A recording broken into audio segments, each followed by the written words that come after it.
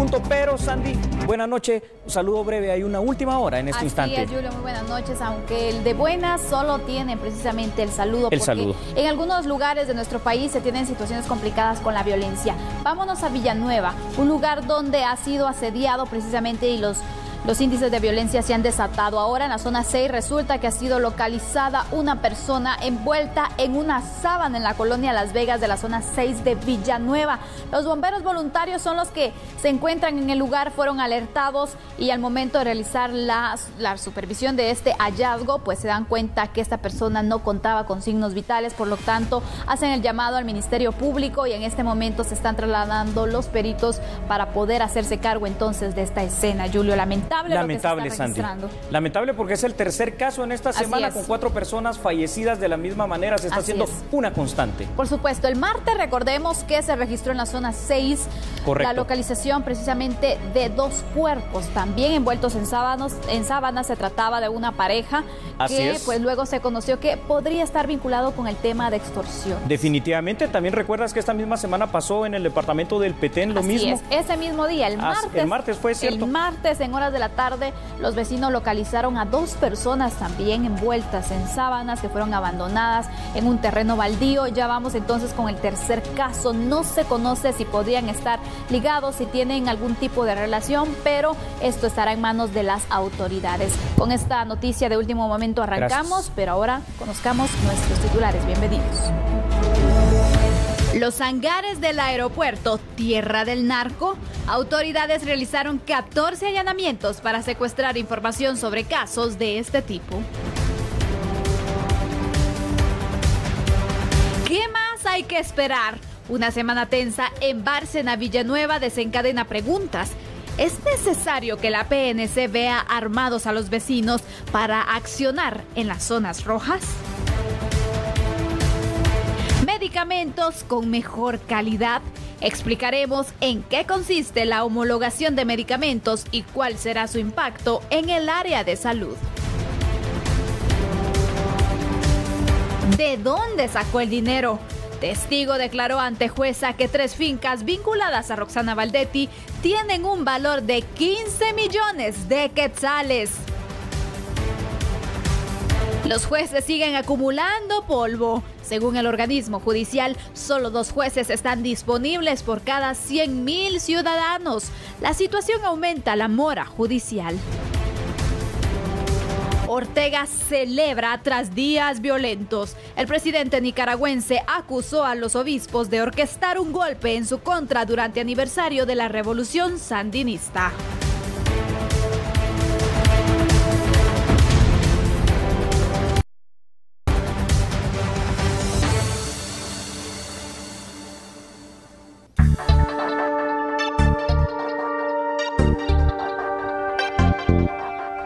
Continuamos entonces con la información y conozcamos de estos 14 allanamientos que se realizaron las fuerzas de seguridad en algunos hangares, pero también en oficinas centrales de Aeronáutica Civil. ¿Qué es lo que estaban buscando? Aquí le contamos detalles de esta línea de investigación que sigue. En seguimiento a las investigaciones de avionetas que han sido incautadas en distintos sectores del país vinculadas con el narcotráfico, la Fiscalía de Delitos de Narcoactividad del Ministerio Público y Policía Nacional Civil realizaron 14 allanamientos en las oficinas administrativas de la Dirección General de Aeronáutica Civil y hangares del Círculo Aéreo.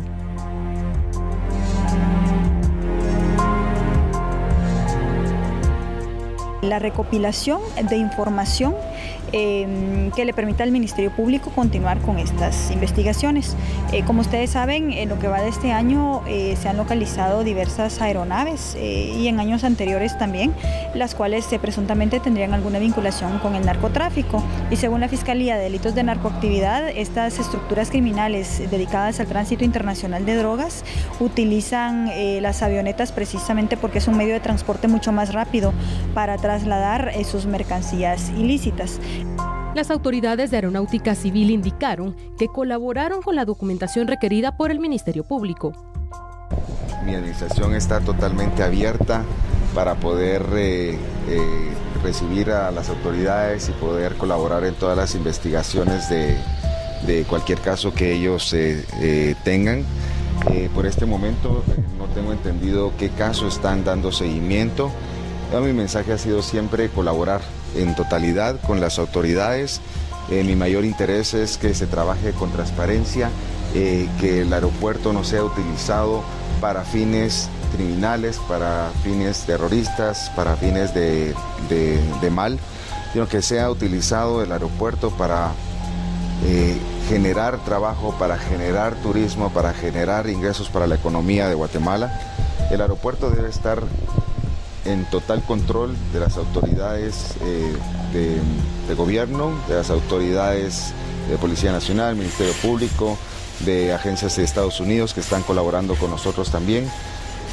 No debe estar en control de redes criminales. Los aeródromos de Guatemala deben de estar blindados, deben de estar utilizados para bien, para la conectividad del país, no para actos ilícitos. Y en ningún momento vamos nosotros a permitirlo. Según la información de la Fiscalía, en lo que va del año, 3 aeronaves han sido incautadas, las 3 únicamente con rastros de sustancias ilícitas.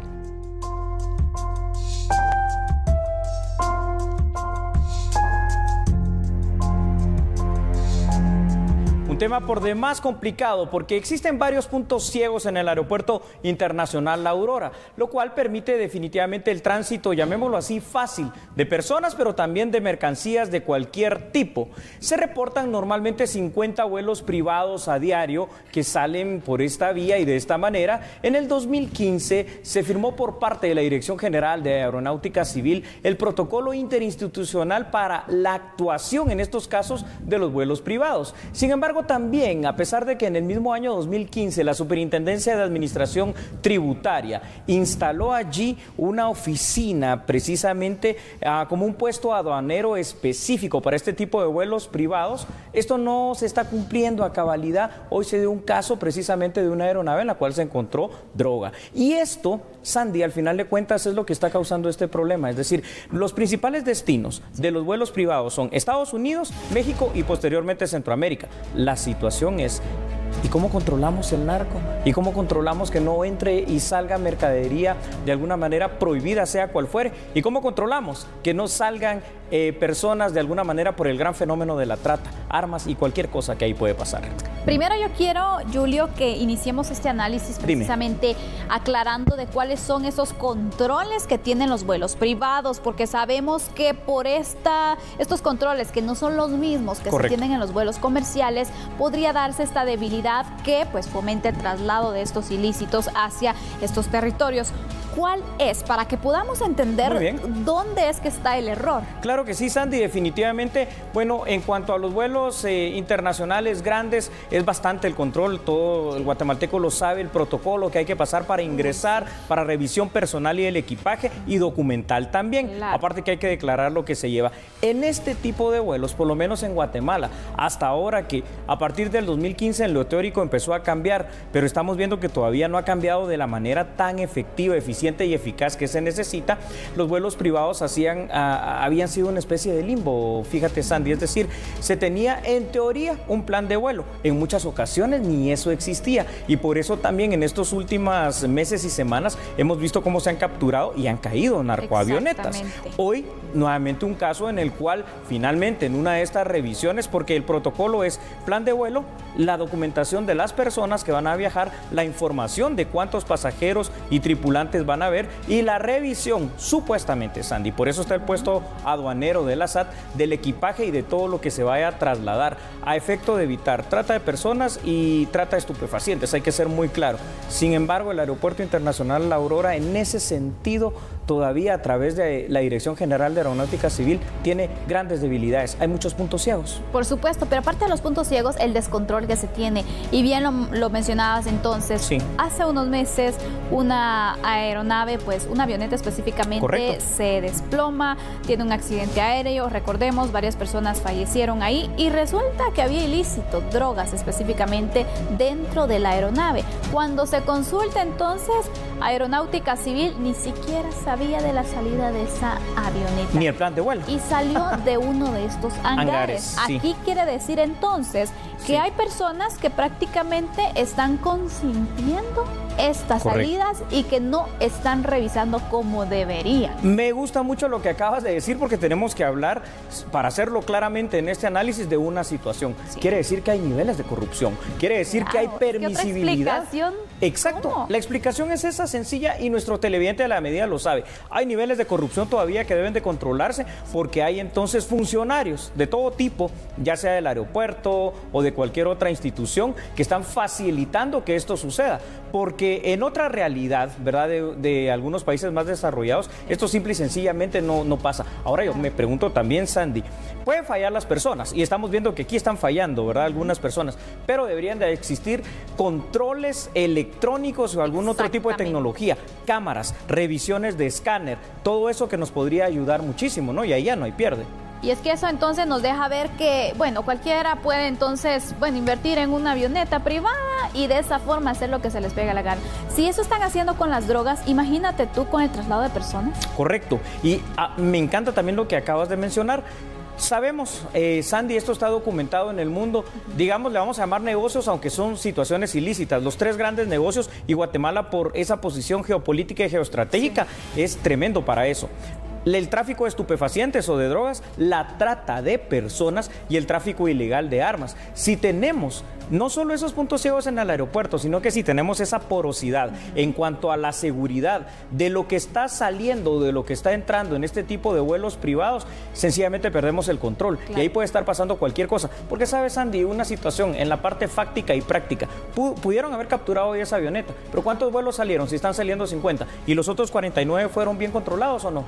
¿O se perdió el tiempo en una nada más? Prácticamente no. Las autoridades ya están siguiendo una investigación. Ellos ya tienen una línea precisamente trazada y ojalá que podamos ver capturas. Correcto. Se habla del problema, pero ¿dónde están los responsables? Así que esperamos que eso se pueda dar a conocer. Muy puntual lo que dices, y si me permites añadir una última cosa para terminar el tema e ir a la pausa. Lo que se necesita es, está hecha la ley, pues ya no hay que hacer la trampa, sino que hay que cumplir con la ley y seguir los procedimientos para que sean efectivos y para que sean eficaces. Y luego de ese análisis es momento de hacer un receso, Julio. Tenemos otros temas, pero también Sandy, tenemos que ir con nuestros comerciantes. Vamos con los patrocinadores entonces, ya volvemos. Somos a la medida.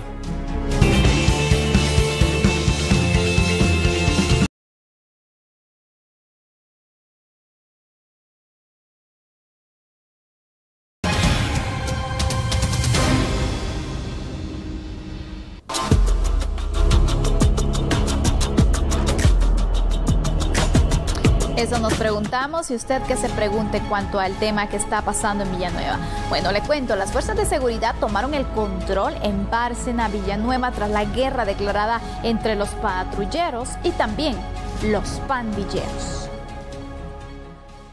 Tras una agitada semana en la que pandilleros y patrulleros amenazaron con acabar unos con los otros, la Policía Nacional Civil y el Ejército de Guatemala tomaron el control de la zona. Estamos identificando y registrando personas en diferentes partes de lo que es Bárcena, en la zona 3 de Villanueva, ¿verdad? Asimismo, con el apoyo de las dos unidades del Trinacional, para que se sienta la presencia policial en el sector. Asimismo, darle un mejor apoyo a las personas, ¿verdad? ¿Cómo han visto usted la respuesta de los vecinos de Bárcena? Ha sido calificada de una mejor manera, de una buena manera, ya que ellos se sienten cómodos estando en el lugar, ¿verdad? ¿Se ha hecho el llamado entonces para que las personas que han conformado el grupo de patrulleros ya no salgan a realizar estas actividades? Se ha hablado con ellos, se ha platicado sobre eso y se ha dado una buena respuesta de parte de ellos también, ¿verdad? Los vecinos del lugar se mostraron satisfechos por los operativos. Caballero, aprovechando, ¿qué le parece que las fuerzas de seguridad hagan estos operativos? Pues estaría bien, va. Solo eso nada más. ¿Lo sienten bien? ¿Sienten más seguridad ustedes con...? Sí, lo sentimos bien, va. Los patrullajes combinados continuarán por tiempo indefinido para evitar escenas de crímenes como el del pasado lunes e intentos de venganza por parte de dichos vecinos organizados. Definitivamente esta ha sido una semana muy tensa en Bárcena, Villanueva. Pandilleros asesinaron el pasado lunes a 2 hombres e hirieron a otros 2. Durante ese ataque dejaron un cartel que decía: patrullero visto, patrullero muerto. recordemos que a raíz de esa situación los patrulleros respondieron de la misma forma. Marero visto, marero muerto. Los patrulleros entonces de alguna manera se armaron, se organizaron un grupo de más de 70 hombres. Eso sí, con armas que también no pueden utilizar los civiles porque habían mini UCIs y otro tipo de armas largas. Las autoridades ante esta situación a partir de anoche desplegaron una fuerza de tarea conformada básicamente por la PNC y la Fuerza de Tarea Xinca y otra del Ejército de Guatemala, total que de alguna manera en este momento se ha retomado el control. Pero tú lo decías de una manera muy apropiada, Sandy, al principio de esta nota. ¿Cuánto tiempo va a durar esta cuestión? Porque ahorita hay seguridad, pero ¿y si la próxima semana se va este patrullaje, vuelve lo mismo?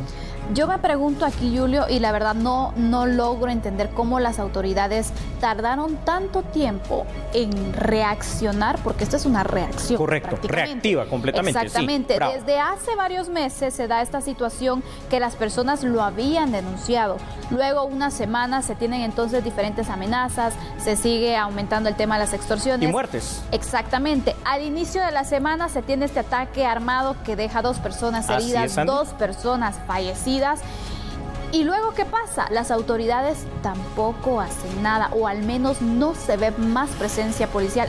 No se veían agentes y nuestros equipos periodísticos, en todas las imágenes no veías ni un solo agente de la policía. Correcto. ¿Qué pasó? Los vecinos se organizaron. Ellos lanzaron entonces este aviso, este anuncio, y las autoridades todavía no aparecían. ¿Por qué tardar tanto tiempo en un tema que es una emergencia? Claro, ¿qué más hay que esperar? Si la necesidad de necesidades y prioridad sobre cualquier prioridad en Guatemala es la seguridad. Claro. Y hay áreas, Sandy, y Bárcena, Villanueva lo ha demostrado sobre todo en estas últimas semanas y meses, que es un área anómica. ¿Qué es un área anómica? Un área donde ya el Estado, las fuerzas públicas de seguridad no tienen el control, y en este caso los pandilleros se han apoderado de ello. Entonces uno entiende, ¿verdad, Sandy?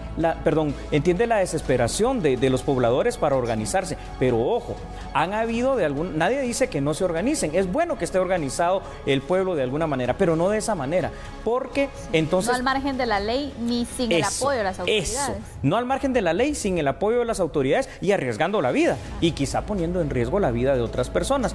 Además han habido otros ejemplos. ¿Te recuerdas, por ejemplo, en el municipio de San Juan Zacatepeques también se han organizado de esa manera, pero empezaron a darse abusos ahora de los patrulleros en su momento? Ahora, lo que ha hecho la policía, si bien no hay que agradecerlo, sino que hay que aplaudirlo porque está bien, finalmente hicieron algo que es estar allí y tomar el control. Sin embargo, Sandy, a mí me queda una duda, es decir, están los mejores hombres, tenemos ahí al Grupo Grill, tenemos gente de inteligencia policial y militar y parte del ejército con estas fuerzas de tarea que ellos también mandaron. El problema es que si fuera solo en Bárcena ese problema, yo diría está bien, pero ¿cuántos puntos más en todo el municipio de Villanueva y en todo el país realmente existen así? Chimaltenango, Guatemala, Escuintla, todo el occidente, sobre todo Quetzaltenango y muchos puntos más. Así es, Julio, pero otra situación que se puede dar también, las personas se organizan, vemos que esta situación no está bien porque obviamente ellos están en contra de la ley, están en una ilegalidad, y por lo tanto lo que se recomienda más es que en conjunto con la policía, con las autoridades, puedan entonces de esta forma tratar de ayudar, pero eso sí, ordenadamente. Pero ¿cómo podemos garantizar que no es un pandillero el que se puede infiltrar dentro de este grupo de patrulleros? Es que no existe ningún control, no existe nada que pueda garantizar que personas se infiltren precisamente. No hay manera de hacerlo porque para empezar estos patrulleros, obviamente por cuestión de seguridad de ellos, viste que utilizaron, si están encapuchados con gorros pasamontañas. Por supuesto que se pueden infiltrar y dirán los mismos patrulleros, ahí están, mira Sandy y televidentes, por favor, de A la Medida. Tal vez ahorita en este pequeño grupo es difícil que lo hagan, pero no olvidemos una cosa, los pandilleros han logrado infiltrarse en la Policía Nacional Civil y han logrado infiltrarse inclusive en el Ejército, en casos documentados. Entonces, de alguna manera, ¿quién quita, Sandy, que inclusive este grupo, mira esa arma que tiene ahí, una subametralladora, eso es completamente ilegal? Con un arma, con una licencia se puede tener esa arma. Exacto, no se puede tener ni con licencia. ¿Y de dónde la sacó? ¿Por qué la tiene?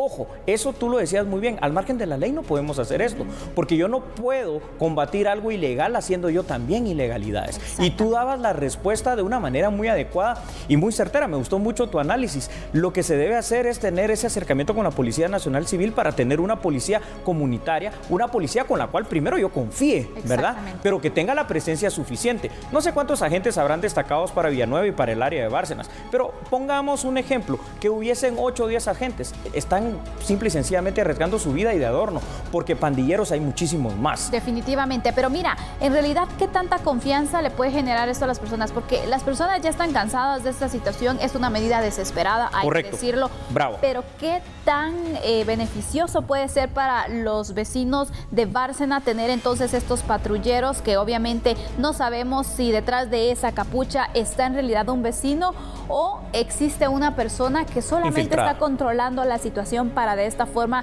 saber cuándo puede atacar? Acabas de tocar otro de los grandes temas de seguridad. Si hubiese un infiltrado, uno solo dentro de estos patrulleros, ya están haciendo contrainteligencia y entonces ya los verdaderos pandilleros van a saber cuáles son los movimientos de ellos, van a identificar quiénes son este grupo de personas y van a empezar a morir, es decir, están poniendo en riesgo la vida de ellos y de sus familias. Por eso me gustaba mucho cuando tú decías que no se puede hacer nada al margen de la ley. Aquí lo que compete es que las autoridades policiales, las autoridades municipales y los vecinos, en este caso de Bárcena Villanueva, empiecen a realizar algún otro tipo de plan, un plan cuadrante. En esta cuadra nos vamos a organizar.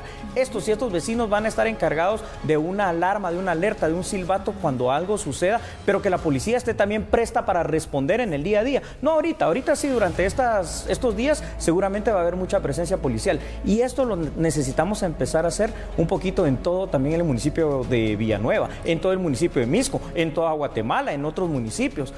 Hay una gran limitante, Sandy. Por supuesto. 39,000 policías contra 70,000 que realmente necesitamos. Hay una brecha muy grande. Muy grande. Y cuando decías de la presencia, ahí se puede notar que en realidad, ahora qué bueno que ya las autoridades despertaron y reaccionaron, pero también cuánto tiempo pueden tener a estos agentes, qué lugares se han descuidado para poder entonces brindar esta seguridad, porque sabemos que, como le decía, los puntos rojos cada vez son mayores. ¿Y por qué no hacer un análisis de los agentes que están destacados a las instituciones públicas? ¿Será que se necesita un gran contingente de seguridad en algunas entidades? Esos agentes podrían salir a las calles a patrullar, ¿no? Quiero rescatar dos cosas de lo que estás diciendo de manera tan puntual. Primero, muchos de estos agentes que están destacados en instituciones, la mayoría hay que ponerlos a trabajar en la calle, porque para eso son policías, no para estar cuidando instituciones. Eso debe ser lo mínimo. Y lo otro, y con esto tal vez concluimos por hoy nada más este análisis de este tema. Estamos actuando de manera reactiva, pero jamás preventiva. ¿Y en qué consiste la prevención? En que hagamos también el trabajo con los niños de estas áreas que bien mencionó Sandy, cada vez son más rojas, más peligrosas y más terribles, para que no se involucren en las pandillas. Eso no lo estamos haciendo. Ni las familias, ni el Estado, ni las iglesias. Trabajemos en eso para prevenir. Muy puntual y muy buena esa tu recomendación, Julio, y por supuesto la conclusión de este tema. En realidad preocupa, les queremos decir a las personas de Bárcena, Villanueva, que no están solos, que ojalá que esta situación pueda cambiar y que la paz pueda llegar a su lugar donde pues ustedes están habitando, porque hay muchos que incluso están pensando en abandonar su vivienda porque ya no aguantan esta situación. Imagínate quién lo va a aguantar. Dramático realmente. Así es, y bueno, con esto es momento de continuar con otras noticias, así que usted continúe con nosotros también.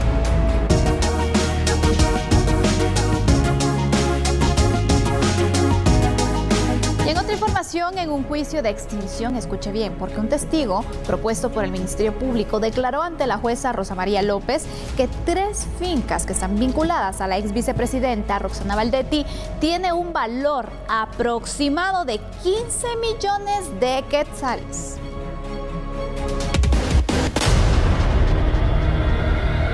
En la continuación del debate oral y público de la instancia de extinción de dominio, en el cual el Ministerio Público busca trasladar a mano del Estado guatemalteco 3 fincas vinculadas a la ex vicepresidenta de la República, Roxana Valdetti, se logra establecer que el precio de estas propiedades asciende a 15 millones de quetzales.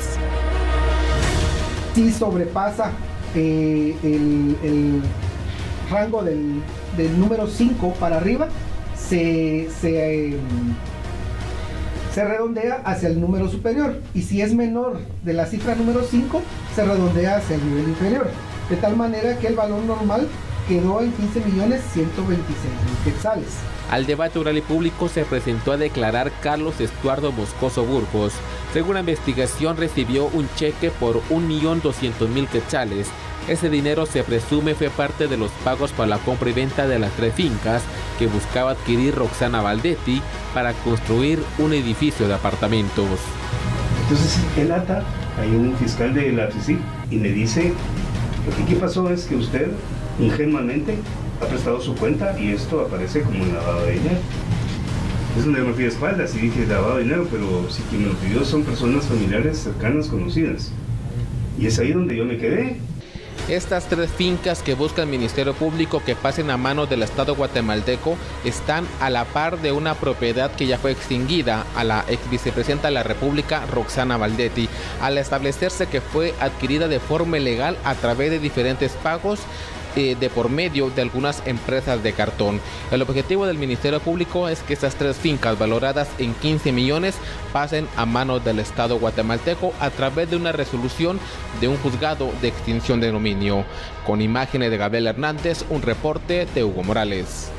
Y siempre en el ámbito judicial, en un juzgado de Misco se aceptó la solicitud del Ministerio Público para que Jennifer López, alias La China, guarde prisión preventiva mientras es investigada por el asesinato de la colombiana María Carolina Laverde y de la guatemalteca Gabriela Lucía Vilacinda Montepeque.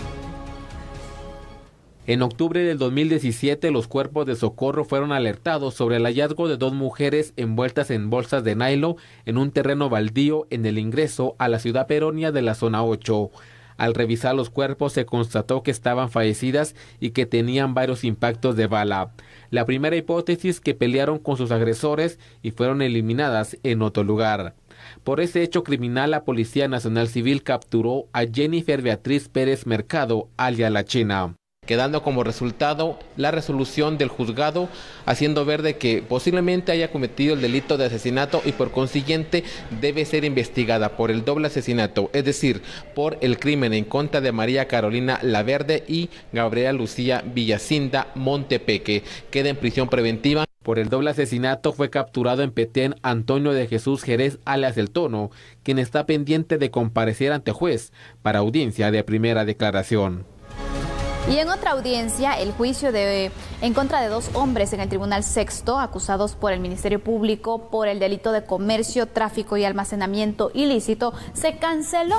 Esto debido a que el abogado defensor de uno de los procesados tuvo una cita médica. Los integrantes del Tribunal Sexto de Sentencia, antes de iniciar con el juicio, le dieron la oportunidad al procesado para usar el teléfono de la judicatura para hablar con su abogado de confianza y preguntarle por qué no se presentó para defenderlo de la acusación del Ministerio Público. Vía telefónica, el defensor explicó que tuvo una cita médica y le pidieron quedarse en el centro asistencial. El tribunal otorgó un plazo de 24 horas para justificar su inasistencia al inicio del debate oral y público.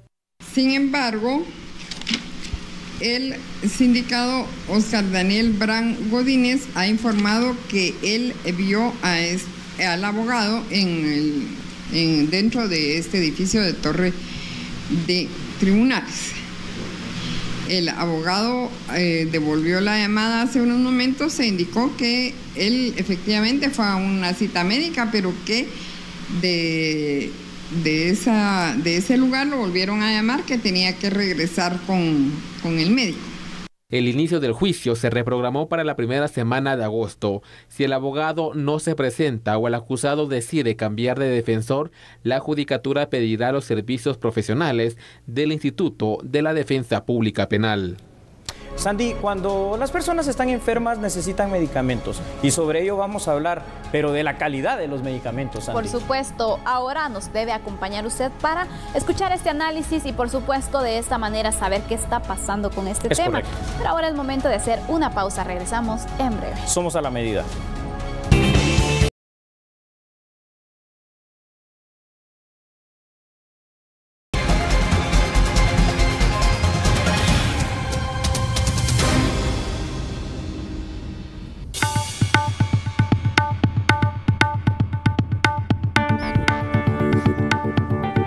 Gracias por continuar con nosotros. Hablemos entonces del tema de los medicamentos. Resulta que el ministro de Salud, Carlos Soto, explicó la importancia que tienen las reformas al Acuerdo Gubernativo 712-99, que es el reglamento para el control sanitario de los medicamentos, pero también productos afines. El jefe de la cartera de salud explicó cómo los guatemaltecos podrán obtener mejores medicinas a mejores precios. Calidad del medicamento, menor precio y que está disponible en todos los establecimientos. Tenemos toda una estructura para farmacovigilancia de esta situación, pero lo que nos interesa a nosotros es que ingresen los productos reconocidos por las agencias que están reconocidos en sus países, por ejemplo FDA en los Estados Unidos, EMA en Europa, en México, Cuba, Argentina, Canadá, traigan su registro, una declaración jurada, y eso va a evitar que en lugar de un año, en 15 días podamos tener los medicamentos ya en Guatemala. Dentro del acuerdo está también las buenas prácticas de manufactura. Nosotros de eso se viene viendo desde hace 20 años, y de las 75 empresas guatemaltecas solo 25 han cumplido. Entonces hay que premiar a la gente que cumple, ¿verdad? Porque esto lo que hay que entender es que le trae beneficio al pueblo, ¿verdad? No es, ustedes vayan a comprar medicinas y cada día son más caras. Cada día son más caras, es insostenible para la población estar comprando sus medicamentos. Lo que tratamos nosotros es que esté al acceso del bolsillo de los guatemaltecos. El ministro también dio a conocer que se han adquirido medicamentos por medio del Consejo de Ministros de Salud de Centroamérica, lo que ha permitido un ahorro de 26 millones de quetzales. La Organización Panamericana de la Salud considera que la implementación del acuerdo es un paso para garantizar la atención integral y de calidad a la población. ¿Y se ha preguntado usted allá en casa qué es la homologación de medicamentos? Bueno, pues la homologación puede definirse como considerar algo igual o equivalente a otra cosa similar.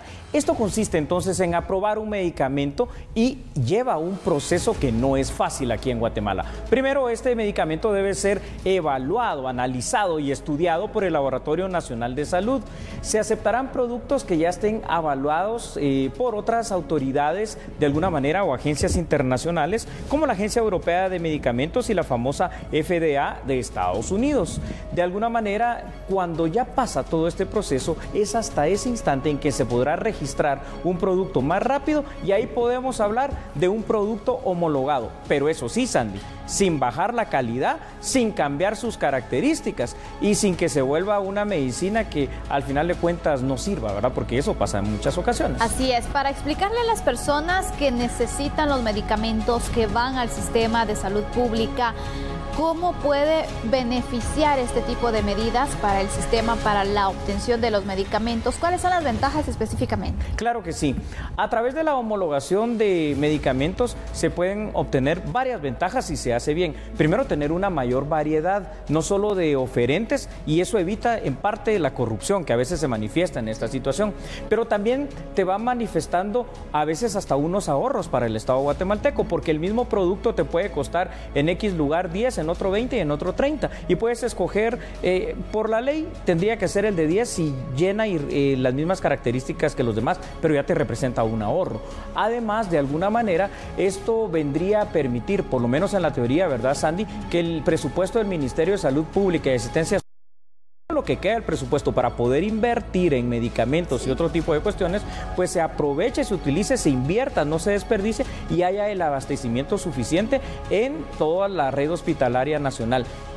Una cosa que hay que tener cuidado, que esos medicamentos que a veces vienen de casas farmacéuticas, por ejemplo, tan lejanas como la India, ¿verdad?, fabricados en el país de la India, no se conviertan en placebos, es decir, medicamentos que aunque tienen el compuesto activo, lo tienen en tan poca cantidad que no logran ser eficientes y efectivos para combatir la enfermedad que las personas tienen. Eso es lo que hay que controlar. Y podría tenerse entonces mayores controles al final en las compras, pero sobre todo en el tema de los tiempos también, ¿cómo estaría la situación? Porque ahora cuesta bastante también el tema de la compra de medicamentos y toda la distribución, por supuesto. Normalmente funciona de la siguiente manera. Esa parte no va a cambiar, lamentablemente, Sandy, y me agrada que la hayas tocado. A este momento, digamos, estamos ya en el mes de julio del año 2018 y el Ministerio de Salud Pública y Asistencia Social tiene un 40-42% de ejecución del 100% de su presupuesto.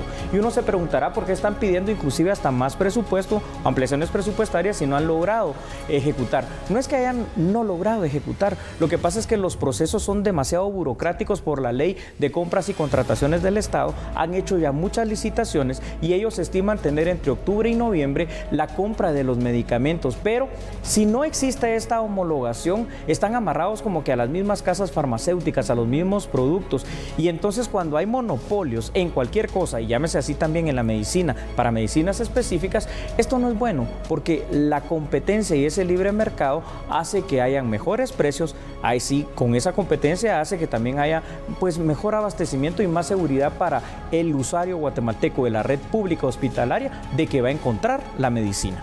Ya que tratamos esos temas, ya vimos también cuáles son los beneficios, cuáles son las desventajas. Correcto. Si existen, si tú nos pudieras puntualizar. Claro que sí. La desventaja creo que ya la habíamos empezado a tocar. Muchas veces la misma ley de contrataciones del Estado que hace comprar al Estado lo más barato en lo que sea, de alguna manera entonces, si tienes un medicamento, por ejemplo, fabricado en un país X, Alemania, que es muy confiable, ¿no?, en los productos que hace, pero de pronto ese mismo producto en la medicina que sea, lo fabrican en India, lo fabrican en China o en cualquier otro lugar, sin demeritar lo que ellos puedan hacer, porque la India tiene una industria farmacéutica bastante buena, pero también hay mucho producto falsificado ahí. Entonces te obliga a comprar eso la ley. Y cuando eso pasa, era lo que te decía hace unos minutos, el medicamento simple y sencillamente se puede convertir en un placebo, o que no tenga la sustancia activa y por eso es más barato, o que si la tiene en cantidades tan mínimas que aunque te la tomes, el efecto va a ser únicamente mental. Estoy tomando la medicina, pero los resultados, la mejoría y el combate a la enfermedad no se va a ver.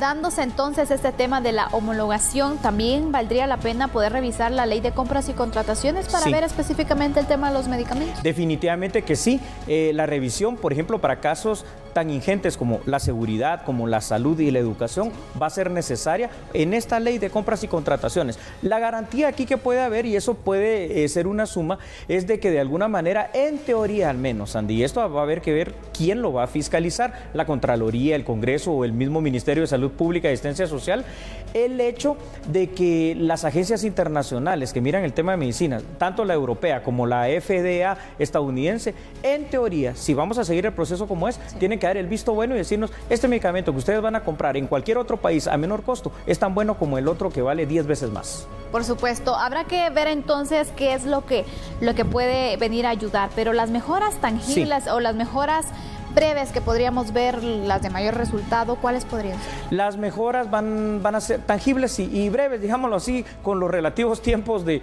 las compras en Guatemala, va a ser el poder tener el producto en primera instancia, porque ese es uno de los grandes problemas. Medicinas tan específicas hay desabastecimiento y son medicinas muy importantes, a veces antirretrovirales y un montón de cosas más, pero luego también el otro gran concepto bueno va a ser el ahorro del Estado guatemalteco, y si yo logro ahorrar en este medicamento, de pronto me alcanza para comprar 2 o 3 medicamentos más, y ahí es donde va a estar la parte buena. La mejor distribución del presupuesto sería en este caso. Correcto, eso es, tú lo has dicho, mejor distribución del presupuesto. Muy bien, eso es. Ahora el tema, y ya para ir concluyendo, Julio, te pregunto, ¿de qué va a depender entonces que se logre la homologación de los medicamentos? Bueno, va a depender básicamente de 3 grandes procesos. Primero, obviamente que el Ministerio de Salud Pública continúe con este proceso, que sea avalado por todas las instancias internas de ellos, que el gran laboratorio nacional que se encarga de ver esto, que también es parte del gobierno, dé el visto bueno, pero que encontremos las licencias, porque al final de cuentas esto es muy delicado, es la salud del guatemalteco. Y las certificaciones otorgadas por la Agencia Europea de Medicamentos y por la FDA estadounidense estén, porque si eso no está, ahí sí no tenemos ninguna garantía de que lo que estamos comprando sea algo bueno para la salud del guatemalteco. Al final de cuentas, con la salud no se puede jugar tampoco. Por supuesto, y varios guatemaltecos están a la espera entonces de poder tener y contar con estos medicamentos que son muy importantes para el tratamiento de distintas enfermedades. Ojalá que este tema se pueda concretar, que podamos tener un resultado positivo, porque la salud pública.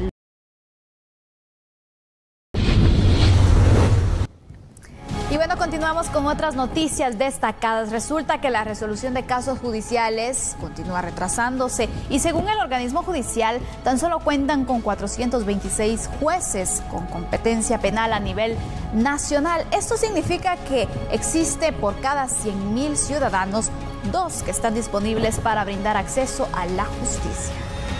Y el promedio internacional, el promedio mundial de jueces por cada 100,000 habitantes es de 17. Y podemos ver los jueces con competencia penal a nivel nacional. Tenemos un total de 426 jueces. La mayor cantidad de jueces que tenemos son de los tribunales de sentencia, que son 192. Y juzgados de ejecución son solo 10, magistrados 36, de adolescentes en conflicto con la ley 33, de instancia de turno 32, de instancia penal 76, de paz de turno 32 y de paz penal 15. Y esto correspondería a un 2.46 jueces penales por cada 100.000 habitantes. Autoridades judiciales resaltan que las áreas deportivas tienen una mayor asignación presupuestaria en comparación al organismo judicial. La disponibilidad de pocos jueces limitan el acceso a la justicia. Y esto trae como consecuencia la acumulación de los casos por falta de un juez que pueda resolverlos. Esto también tiene que ver con la asignación presupuestaria. El organismo judicial tiene un aporte señalado en la Constitución Política de la República del 2%, en tanto que el deporte tiene un 3%. Hay que invertir en la justicia si queremos justicia en el país.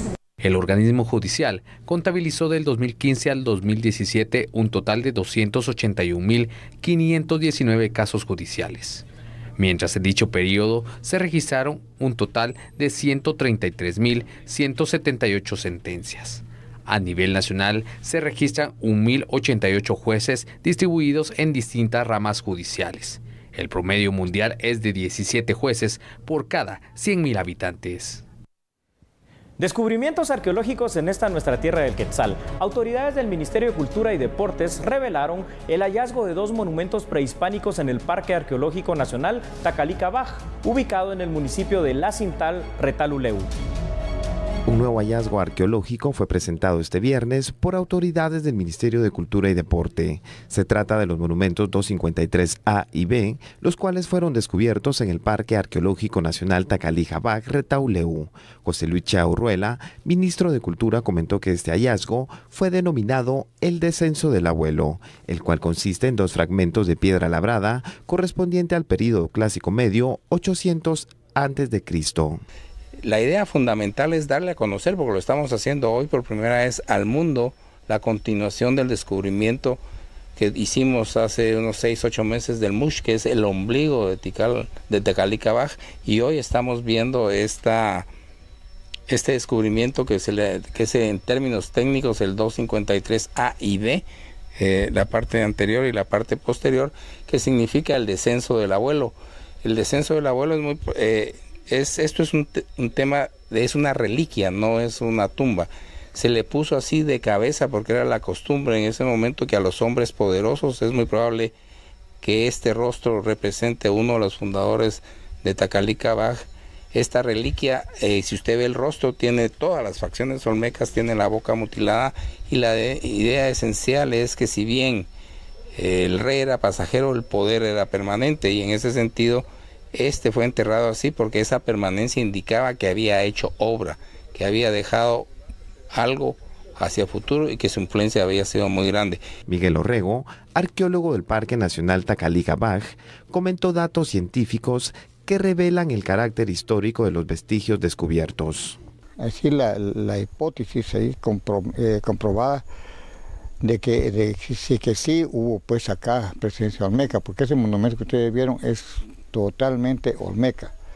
Su edad puede estar, al menos en ese momento donde lo colocaron, entre 500 y 600 a.C. O sea, estamos hablando del periodo preclásico medio, ¿okay? Que es donde se manifiesta mucho la parte olmeca, ¿no? Ese otro altarcito que ustedes vieron, donde está el signo Can, es algo tan importante porque eso confirma de que en realidad el señor que está ahí puesto de cabeza, ¿verdad?, fue uno de los gobernantes de esa época, ¿verdad?